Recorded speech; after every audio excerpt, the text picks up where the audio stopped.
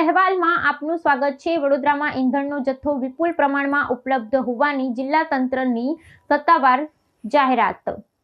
ભ્રામક સંદેશા ફેલાવનારા તત્વો સામે કડક કાયદેસરની કાર્યવાહી કરવાની વહીવટી તંત્રની તાકીદ। વડોદરા જિલ્લા વહીવટી તંત્ર દ્વારા ઈંધણની અછત અંગે વહેતી થયેલી પાયાવિહોણી અફવાઓનું સત્તાવાર ખંડન।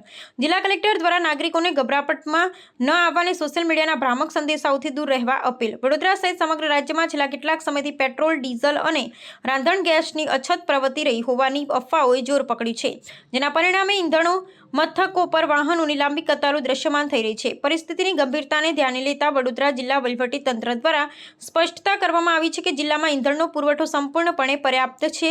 સત્તાવાર યાદી મુજબ રાજ્યની તેલ વિતરણ કંપનીઓ પાસે ઈંધણનો પૂરતો જથ્થો ઉપલબ્ધ છે અને વિતરણ વ્યવસ્થામાં કોઈપણ પ્રકારનો વિક્ષેપ પડ્યો નથી।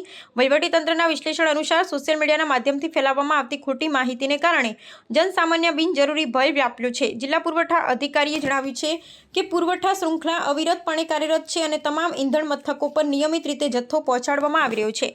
નાગરિકોને અનુરોધ કરવામાં આવ્યો છે કે તેઓ ભ્રામક પ્રચારથી પેરાઈને બિનજરૂરી સંગ્રહખોરી ન કરે, કારણ કે તેનાથી કૃત્રિમ અછત સર્જાવાની શક્યતા રહેલી છે। જિલ્લા વહીવટી તંત્રએ અંતમાં કડક સૂચના આપી છે કે પાયાવિહોણી અફવાઓ ફેલાવનારા, અરાજકતા પેદા કરનારા તત્વો વિરુદ્ધ કાયદેસરની કાર્યવાહી કરવામાં આવશે। તંત્ર દ્વારા સાયબર વિભાગને પણ આવા ભ્રામક સંદેશાઓના ઉદ્ગમ સ્થાનથી તપાસ કરવાનો આદેશ અપાયો છે।